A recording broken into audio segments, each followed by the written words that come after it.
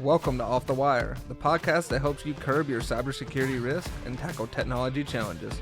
I'm Tanner and I'm joined by Anthony. We're two IT executives with 35 years of experience. Let's start the show.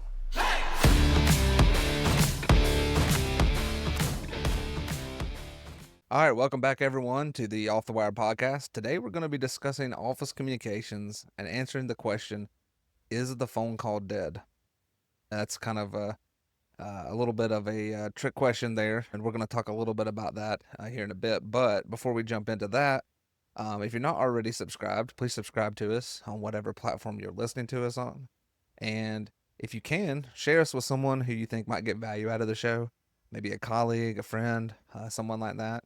And that really helps us grow, so we appreciate that. And let's just go ahead and get started. So, Anthony, we were talking a little bit pre-show about how things have changed as far as communications go in our career. But before we even get to that point, I think we should kind of frame everything by really talking about what are the current communication methods in use in like a modern office workspace. So, for you guys, like, what do you see as the different communication methods that are existing within your walls?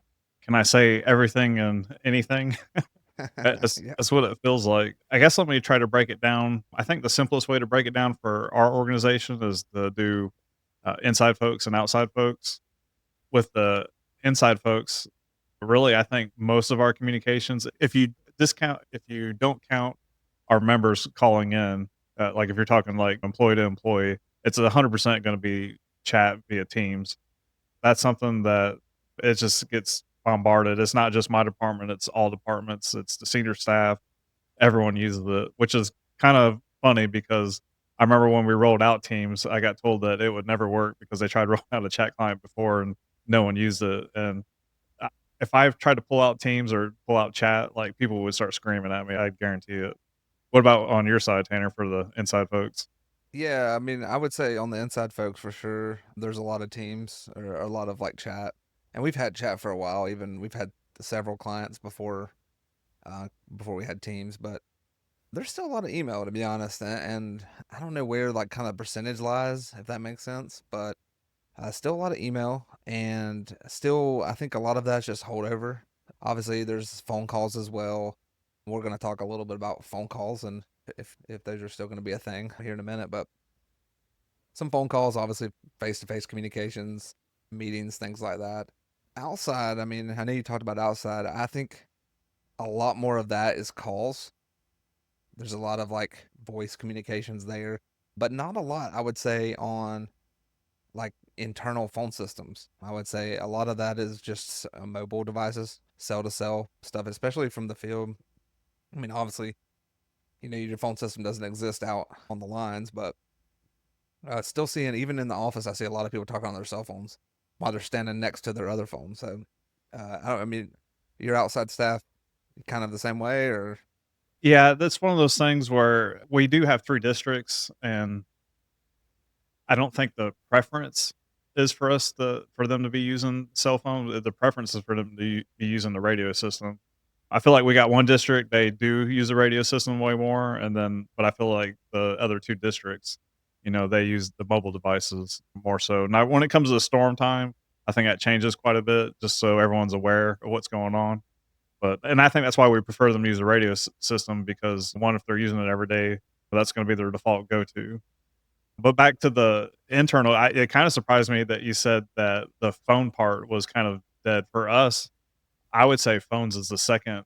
Either phones are face to face, and then I would say emails kind of one of the last items for internal communications, unless we're dealing with outside folks. But anyways, that was kinda interesting.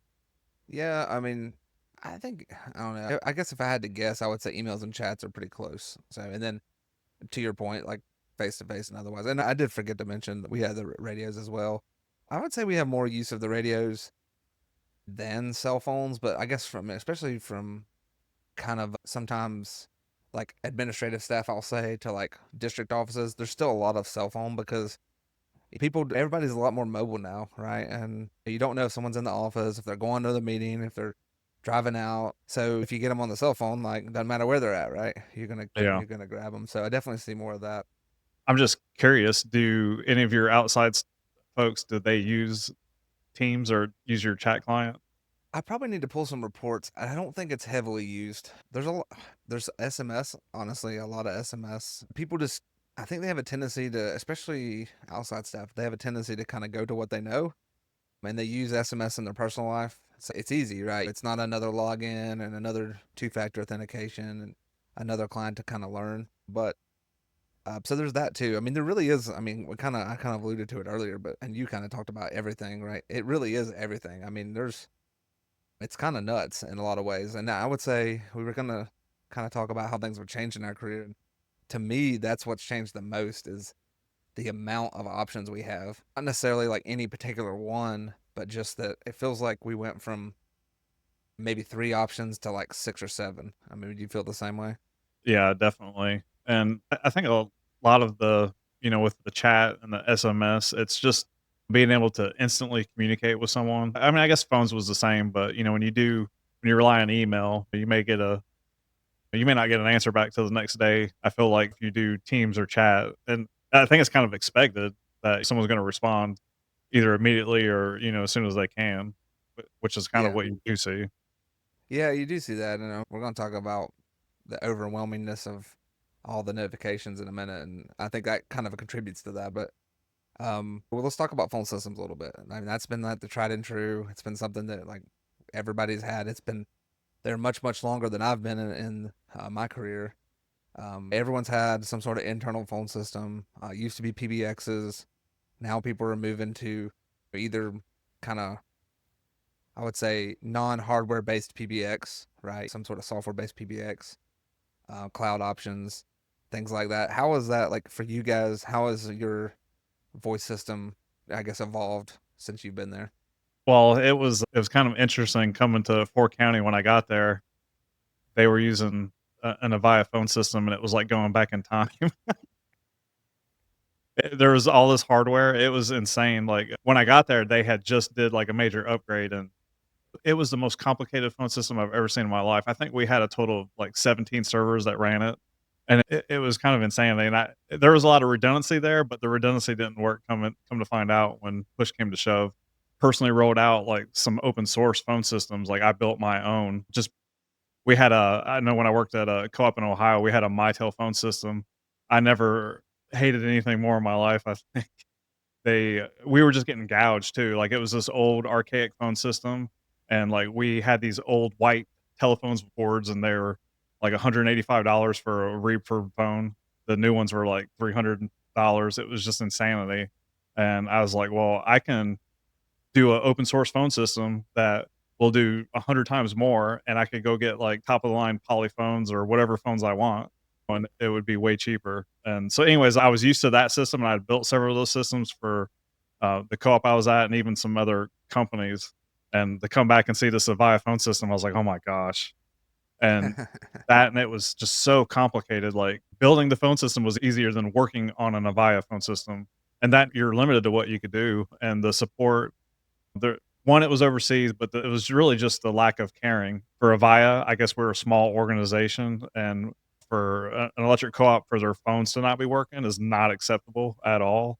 And when it wasn't frequently that we had issues, but when we did have issues with Avaya, like it might take them 8, 10 hours to fix it, which was Yeah. just unacceptable. So we end up moving back to a cloud. I didn't build an open source phone system at Fort County. I think my guys would have strangled me if I tried to do that.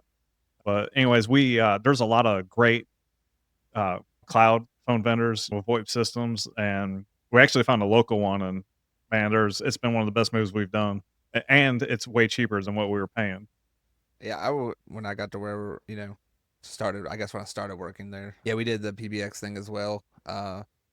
Obviously, man, it was super complicated. I remember there being like a ton of cabinets, and each cabinet having like, I don't know, 15 cards, and then those all going to like a little wall punch down block. And I remember when we went VoIP, it was just so much nicer. You could take the phone and plug it in any network jack anywhere as long as it was configured for the VoIP VLANs, uh, and that's really what we've been running. We're considering some of the cloud options as well. We've done some transition to the cloud with kind of our member facing stuff. member facing calls, but for just internal calls so far, we've just stayed with the kind of on premise the VoIP system. And but to my I guess earlier kind of clickbait question there, seeing a lot less use of phones. Are you seeing the same thing? Yeah, I mean, I'm at the point now where if it's not a local area code, like, it's 100% going to my voicemail, and maybe that's because of the position I'm in, but, like, I'm constantly getting inundated with salespeople and stuff like that. Matter of fact, I just recently went to a conference, and I guarantee they sold all my information out because I'm getting bombarded ever since going to Yeah, that conference. But yeah, the phones, except for like local, I mean, yeah, I check my voicemail and we got the whole visual voicemail so you can just read it when it yeah, comes yeah. in. But like I'm not, there's not a whole lot of, even some of our vendors, we even chat with them on Teams and call them on Teams.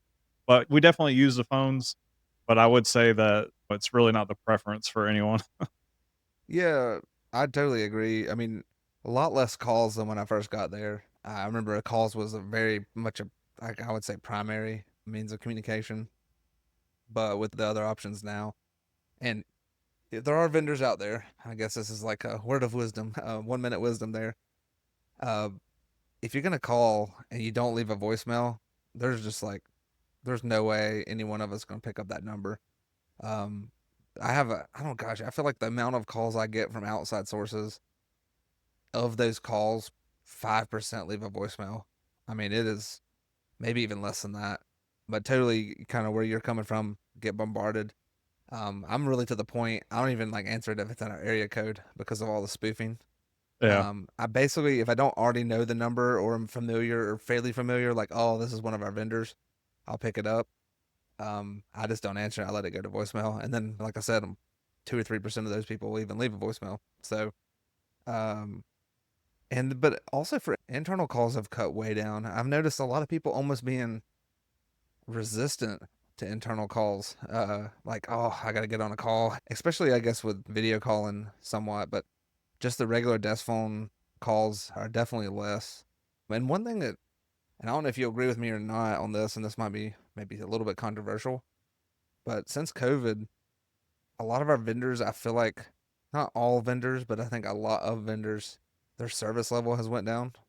And I don't know if that's just from like retirements of like really well knowledged individuals and maybe there's just not the people there to and they're still building that knowledge or whatever. But more and more I'm getting to where I use some sort of like text communication, usually email with vendors, so that I can have something in writing just so I can reference it later when they're Yeah. like, hey, remember when you said this? If there's any question, it feels like used to a lot of that was just a call and people would just kind of handle stuff. And now it seems like there's a lot more walls build up around like if it's not in writing, like people don't remember the conversation happening. Do you have any of that? Yeah, there's definitely some vendors and even organizations when we communicate with them, like, we do it by email just so it's written. I hate that's that way, but it definitely is the case. Anyways, like I said, it's not even just vendors for us, it's some organizations when we communicate with them, like, we need to do it by email. And that's something like when I do use my email like a filing cabinet. I mean, and that's something I think a lot of people do. It is good to reference things and conversations from the past. Yeah, if only it would be as easy to find stuff as a filing cabinet, Yeah. right? I swear, Microsoft, if you're listening, Outlook search is so bad. Like it's so bad. Please make it better. But but anyway, I mean, I don't, to kind of go back to the question, I don't think phone calls are dead, but they are definitely in severe decline. And that kind of leads us to the next thing is like chat systems. Like you've talked about it with Teams. I mean, there's obviously Slack. There's you know, WebEx. What do they call it? Like WebEx Teams, I think. I mean, but everyone's got kind of that thing, and but that has come on so strong. Like in your environment, you kind of alluded to it earlier, but is there anything more to say about how important that's become kind of in the day to day communications at your organization? Oh, it's huge. And the one thing I do like, and well, thinking about it, it may not be a good thing, but everyone has their own communication platform. They have Zoom, they have WebEx, and their other platforms. But I do see a lot of people where they've moved. to Microsoft Teams doing it, and this is just me being greedy. I like that because our end users know how to use it because they use it every day, and Hmm. sometimes when they use Zoom and stuff like that, we've got some that need assistance, which they've about dummy proofed that as much as they can, and but we still have issues with some people, and Teams is that's pretty native for most people. Yeah, I don't know how, but somehow we're still having people have uttered the phrase like "you're still on mute." And I mean, like for 5 years we've been doing this, but we still got from time to time. I mean, we've had it happen on here, so maybe I'm just talking to myself. But, Yeah, that doesn't get put into the podcast for those that might be wondering. But there's been a few times where I've went on a tangent and been on mute. But yeah, same for us. A lot of use. I see a lot. How to describe it? I would say it's a lot more personable communication than you would see via email. yeah, Then like it's taken the place of a lot of I think there's like maybe even face to face and definitely like email conversations, but people are using it in a way more personable way than an email. Email's like a lot much more formal. I see in others we have agents that talk to members on the phone. I see their little group.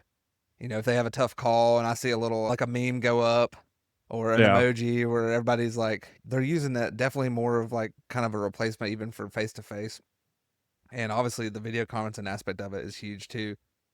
But especially within groups and but I will say there is a disparity and I don't think every single group uses it as heavily, but it's getting better. There are people yeah. that like I think were more resistant before that have like the other day there was someone in particular and I don't remember them using Teams a whole lot. And I was like, I don't know, I said something like I'll email it to you or something like, well, you can just send it to me in Teams. I'm like, step back a second here. Wait, what? but Yeah, but yeah, they were like, oh yeah, I'm always checking Teams, and then sure enough, I type in their name and boom, green checkbox. I'm like, well, there you go. So we've definitely had converts. Still see kind of a in office, out of office disconnect a little bit. I wish it was kind of like very much a widespread thing across. But yeah, a huge uptick in chat. And I'm with you. I love the fact that like more and more people are switching to Teams. They don't probably end up getting Microsoft in an antitrust issue, but I think it already is maybe in Europe. But yeah, it's great because it just makes so much easier. Everyone having that Microsoft account. When you're in meetings, it like doesn't say guest. It gives them your full name, and it even gives like statuses and stuff like that sometimes. So yeah. Well, one of the things we've had issues with is with all the like the WebEx and the Zoom, people have those clients and it's really not so much their workstation, it's when they go into like a meeting room or something like that, those systems won't update unless they're logged in. So we actually we battled and battled finding those on our vulnerability list. And so what we started doing is like if you don't log into a system after 90 days, it deletes your profile. That mm, was really the only way we could combat those clients, unless I'm missing something, but the way we saw it is they have to be logged in for it to update, and when someone might sign into a training room and may not sign in there for a year later. Anyways, that was a battle that we had. yeah. So we talked about, I guess, a little bit about outside personnel, inside personnel. You and I'm a millennial, and I know you're not a millennial. I just say, but Gen X, baby. yeah. So I was nice. I just said not a millennial, but but so talk about a little bit in your opinion, like what do you see as far as generations go? Now we have in the workplace, we have baby boomers, we have Gen X, we have millennials, have Gen Z now. Do you see any differences, at least in the communication methods? We kind of talked about some of those, Yeah, the chat, the email. Like, do you see them using the communication things in a different way, depending on their like 100%. generation? And honestly, I'm guilty of it as well. Now, I do love Teams, but a lot of times, like I just walk down to the person's office, and we've got Yeah, a lot of people like that. The older people definitely want that face-to-face communications, and it can be a battle sometimes because, like, we've got people they can telecommute 1 day a week, and, we'll get some older folks, they're like, "Hey, is such and such in?" I'm like, "They're working remote today, you can call them or you can hit them up on Teams," and, they're like, "I'll just wait." I'm like, "No." Like, reach out to them, yeah, but it's just where they've got that preference for that face-to-face communications. but I'm definitely guilty of it myself. Like if I don't know how many times like I'll go either walk down. I probably walk 10,000 steps a day. People may think all I do is patrol the halls at work, but anyway, I Anthony, definitely hall monitor. yeah, I definitely like Teams, but do have that tendency to do the face to face stuff quite a bit. Yeah, I do too. I mean, and I think it's something we're gonna have kind of a question we wanted to ask. But I agree with you, and I think some of that, and this is kind of weird, but like when I started, honestly, at least in the office, there weren't that many people my age. Like I was, I started at 22. I would say there was very few people that weren't, let's say, already in their late 30s when I started there. So I think honestly, I picked up some of that, if that makes Yeah, sense. yeah, Like there was I just a lot more like in-person interactions and stuff, and so it became like more natural to me. So I tend to do that, I think, more than maybe like the other millennials around the office. But I do definitely see I see two things. I see one, a amount of use. I think everybody, all the generations have been using it. But actually, three things. The amount of use, the younger generation uses it way, way more. The second thing is the, like, I don't know, the nature of the conversation, right? Uh, a lot more of like more ad hoc conversation, less like formalized, more from the hip, maybe some misspellings, kind of like off the cuff stuff. The generate as you kind of the employees get a little older, it becomes more and more formal, even in a chat, if yeah, that makes sense. So I see that quite a bit. Also, and I have a tendency to do this too. They say you can tell if you're like a millennial or young, or if you're younger than a millennial by the fact that you use punctuation in chat clients. Like if you add a period or like an exclamation point or a question mark, you're a millennial or older. Like that's the rule of thumb. So you'll have to keep an eye on yourself this week. But I already know um, I use punctuation. I know, right? But if you think about it, the younger folks don't use. If you think the next time you chat with someone that's younger in your office, they don't tend to use as much punctuation inside chat. Also, a lot of more acronyms in chat I see that carry over compared to like in the younger generations. Like even myself, I use a lot more like shortened things in chat than I would maybe in an email because it just Yeah, feels a little less formal, if that makes sense. yeah. That's something. Just speaking of it, just I hate to say it, but because of the informalness of chat, like we purge all that after 90 days. So with Yeah, our we probably teams, need that. we do Yeah, delete everything after 90 days, and that hasn't really been a hindrance. We know if it's something that you need to know or need to remember, like you need to email it. But if it's yeah. informal, chat is fine. Yeah.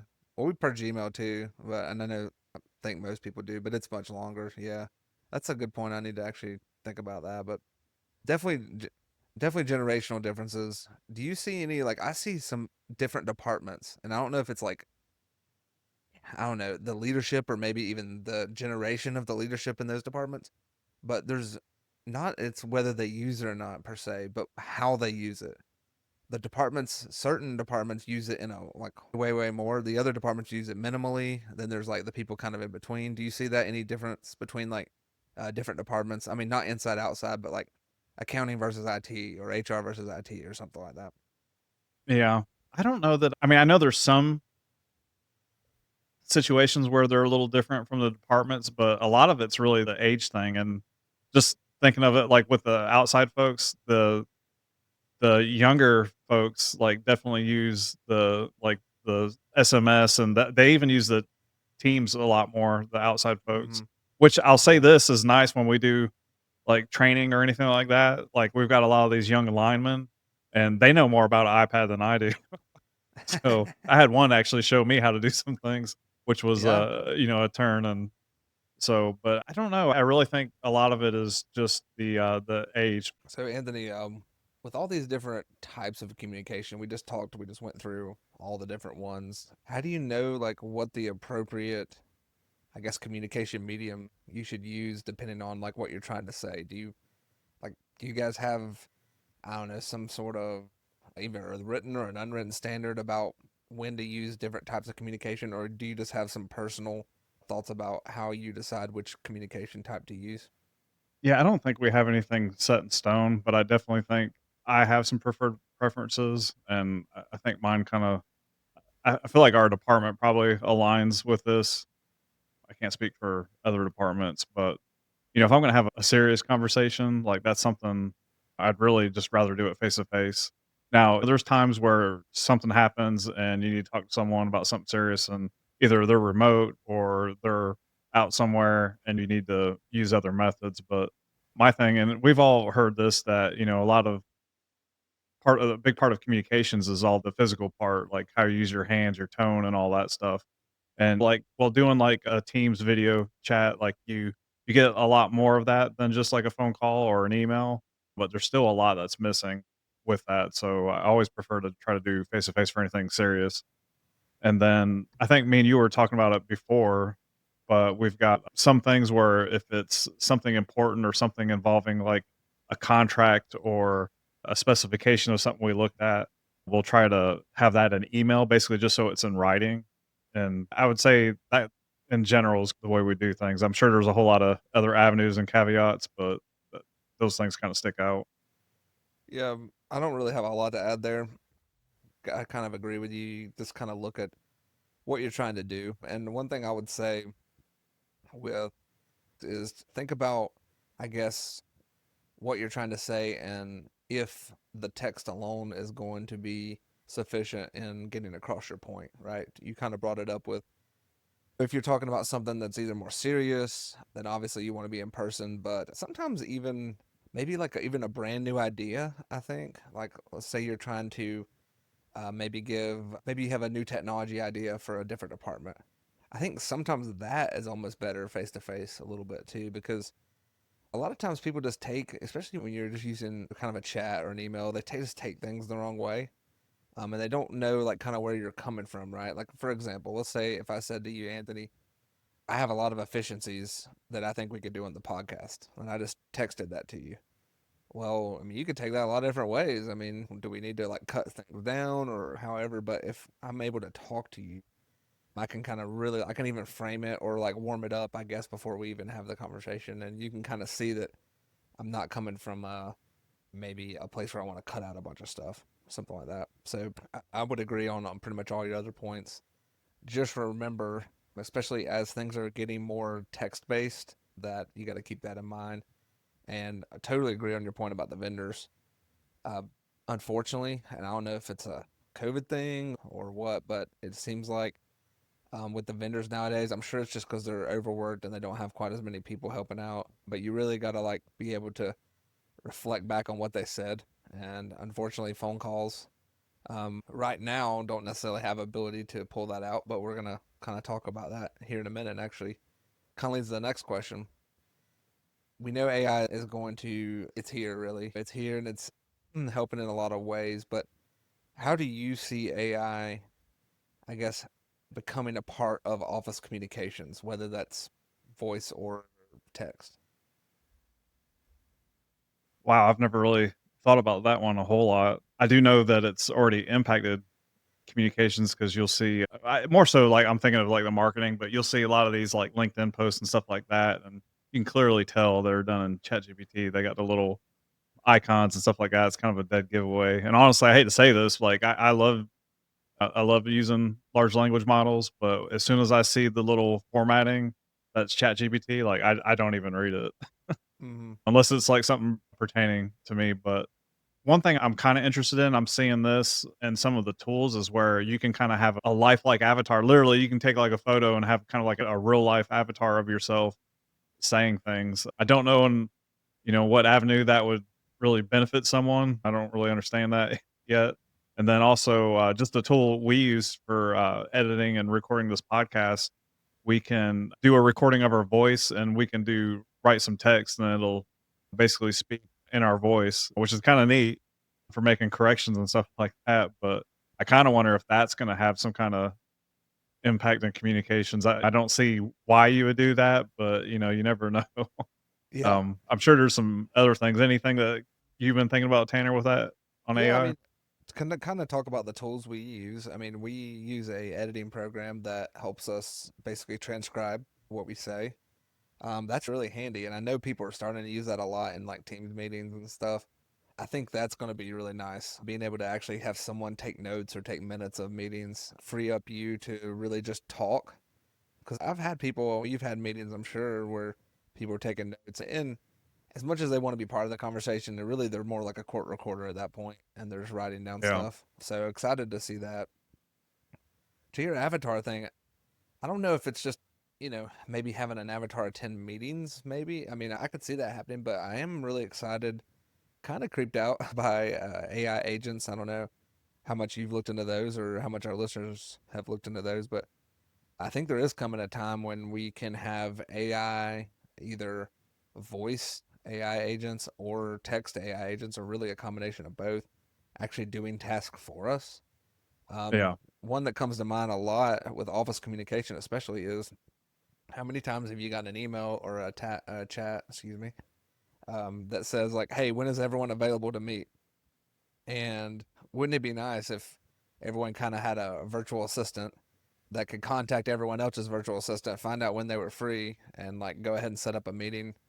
Maybe even get a little syllabus of the meeting together in advance. That would be really nice. Or if someone could maybe answer, if I could have an agent that answered basic questions on Teams, like if someone just reached out to me and said, "Hey, what's the budget code for this invoice?" and it could just go and actually give them the answer, and vice versa, for them. For there's many times where I needed to get an answer on that from someone, and they're just out of the office. It would be really nice if they had kind of a virtual assistant that could just look at their budget and say, "Oh, well, this item uses this budget code."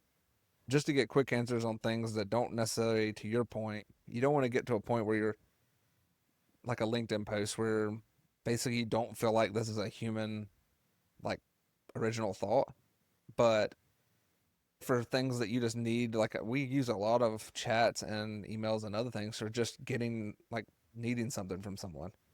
Those kinds of things, that would be great. Just real simple, quick answers. Of course, if you want to get together to meet to kind of think about and brainstorm ideas, yeah, that's not the kind of thing that you ideally want an AI agent to do.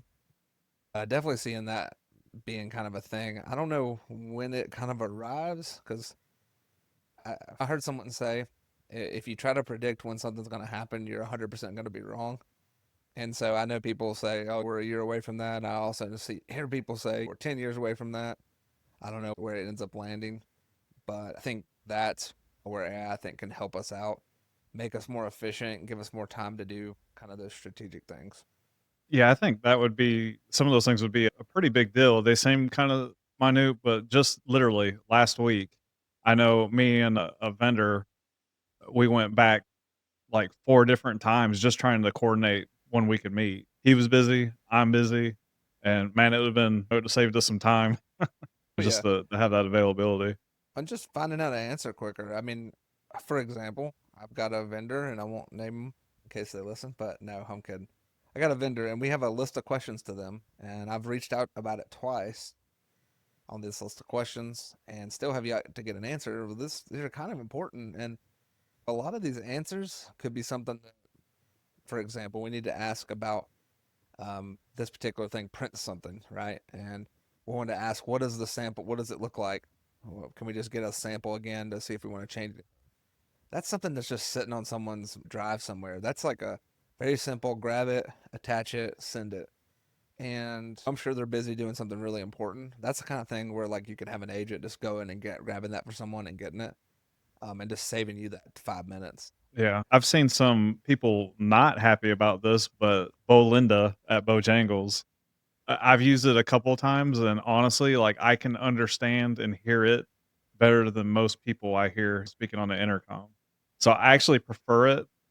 To me, I've never had any issues with it, but Mm-hmm. and to me, it's I can understand it a whole lot more clearly than a lot of people. And Yeah, I then totally agree. And where I think it would really shine is, and this is maybe just a personal preference, but when I go to a drive-thru or something, I want to be able to say my entire order without having to kind of wait and like that person time, which as humans we need time, right? I'm not going to be able to say I need a number one combo minus lettuce with this side and this particular drink, and then a number seven combo with this particular thing and this and all that stuff. But you have an AI tool listening to that, it can just take all that in. It doesn't require that pause every let's say 3 or 4 sentences for someone to act on that. Um, and in reality, they probably could use more help actually cooking food anyway. Taking the orders really is, I've been a lot of times, it's kind of a requirement, and it really takes one person away from maybe even getting stuff together. So I can see a lot of efficiency there. But no, totally agree. I've actually heard really good reviews. I haven't used it myself, but I don't think they have it in ours, but I've heard about that. So we kind of we opened the door, I guess, on third parties, talking about them. I'm beginning to see more interaction, more collaboration at. We've always kind of had it on a phone and an email level, but we're starting to see more collaboration at a chat level with vendors. Are you seeing that as well? Yeah, we actually one of it's only really one of our sales vendors that I can think of, but like we allow them to communicate with us on Teams, and it's just so much. It's just so nice to be able to reach out and say, "Hey, I need a quote on this real quick," and they respond as soon as they can. A lot less back and forth, and it's just it's easy and nice. And then the other thing is we've got a vendor where from the get go they use Google Hangouts or the chat feature of Google for support. And Nice. honestly, that's awesome. And we've had issues where if it's at like 2 a.m., I can shoot them a message on Google Chat, and within a couple of minutes, I'm getting an answer. And you can send screenshots and stuff like that. Versus, yeah, some people might want to do on a phone, but if they're doing technical support, like sometimes it's good to be able to have that chat in lieu of a phone call. Yeah, well, you can reference it too. Like, hey, what did that person say again? Which IP address was that? Like, let me roll back up there. Yeah, Um, yeah, we've been doing that a little bit with vendors. Not a ton of vendors, but a few, and it is very handy, especially if maybe if it's not like we need to set up a quote. That's just about as easy to do in an email. But like they have one question about our quote. Like for example, let's say we're going to order a bunch of PCs, and they say something like, "Hey, I just realized for $10 more, you can get the 512 drive versus the 256 drive. Are you in? In? Yay or nay?" Like just real quick answer things that you need, a quick response. That's been really handy. And I will say other as well is with kind of colleagues. And I know in every industry is not like our industry, but in our industry, there's a lot of discussion between colleagues.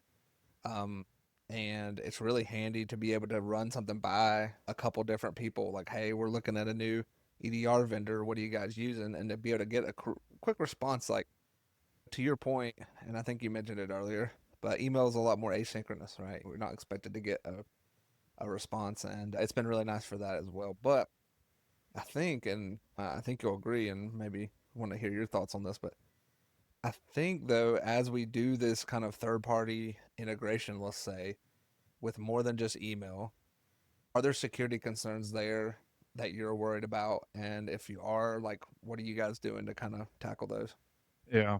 Um, One thing I'm sure my CEO gets sick of hearing me say is he I told him up front, I was like, "IT needs to we need to look at any solutions that we're bringing on to evaluate it security-wise and try to put mitigations in place or address things up front." But one thing he'll always ask, he's like, "Does this add risk?" And I said, "Anytime you add anything, you're adding risk. I don't care Mm-hmm. what it is. Just adding Zoom, using Zoom with another vendor, like, that's adding risk. How is it an acceptable amount of risk? Yeah, most likely. But anything you add is going to add some kind of risk. Whether you got a client that they use for the communications, that's something that it could have vulnerabilities, and just having the open channels of communications. And going back to like Zoom, I know it's not an issue now, but they had a thing where people would just randomly jump onto your conversation. So that was a couple years back, but that was kind of a big scare. And anyways, they're not alone, it's just with all of them, and even Microsoft Teams, where it has become so prevalent across all the organizations, like, you gotta basically block everyone except for the people you want to and whitelist because you're gonna have Mm-hmm. people trying to exploit that and get a hold of your end users and try to get some Home Depot gift cards or whatever it is. So, any of them do add risk. I'm sure there's other risk, I guess just thinking about it, what data that they're putting in there, and that's Mm-hmm. one thing where we've got all these systems, we try to have a little bit of visibility, and I think Microsoft does a decent job where they got the DLP, the data loss prevention. They're looking for social security numbers, they're looking for credit card numbers, Sometimes you get some false positives, but at least they're looking. But with some of the other systems, like they're not looking at any of that. You really do you really know what's getting communicated on those lines, what documentation is being shared and stuff like that.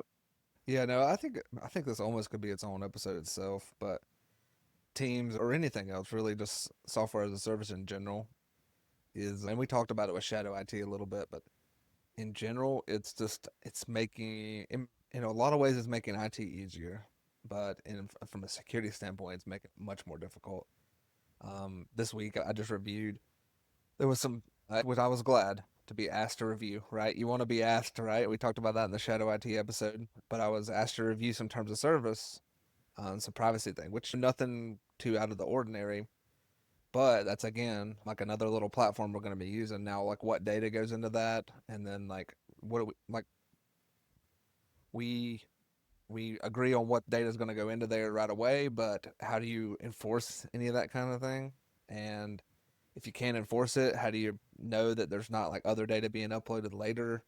And how do you monitor things? It does get very difficult. And I think the other thing I would say from a vulnerability standpoint, and we need to do an episode about third party vendors and how they really are increasing our risk, but the more we're kind of closely tied into them with teams, it's not that they can interact with our network per se, but the more I'm getting Teams messages from vendors, the more likely I'm just to trust anything that comes through there. If they send me a link, and if you had a vendor, which one of the vendors you whitelisted, if they sent you a link through a Teams channel, you probably click it. I mean, and they could very easily have had their account compromised, and that link could be malicious. And if there's enough interaction between all these different groups, I mean, yeah, sure, something could potentially spread. I think it just we haven't thought of chat as something that we need to be careful of, right? Because chat was always internal and it just felt like it was really trustworthy. But now that we have that external links, it's very much like email. We need to be careful of links we click or any type of attachments, things like that. Yeah. Anthony, any final thoughts on office communication? Obviously, we talked about it. Things are changing, especially with younger employees. We kind of have to stay in front of this as IT guys, but we also have to we kind of have to go with the change. Like we have to, as communication is changing, we have to figure out how we integrate with that and how we take best advantage of. Yeah, this is it's really a little thing, but I just thought about it. This is something we learned from South River EMC, so shout out to South River.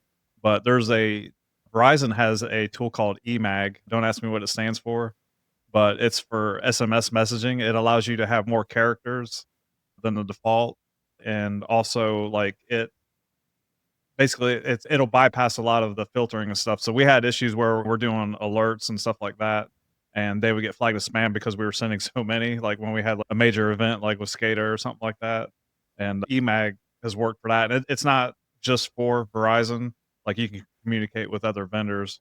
Anyways, just something that it's been really helpful, and it's dirt cheap. It's like $100 a month, but just to make people aware of that, if you rely on text messaging in any shape or form, I would definitely give Emag a look.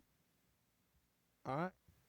All right. Well, sounds good. We'll wrap up this episode. Thank you to our listeners. We just actually heard Anthony met with a listener this past week and had some good feedback, and it really helps us out, really keeps us going, and keeps us inspired to keep making these. So we appreciate all of you. If you have an idea for us, we'd love to take some of your ideas and make them into podcast episodes. So if something's on your mind, you want to hear us discuss it, or heck, if you want to come on here and discuss it with us, we'd be happy to do that. Just shoot us an email at show@offthewirepodcast.com. You can reach out to us on social media at either the show's accounts or Anthony and I's personal account.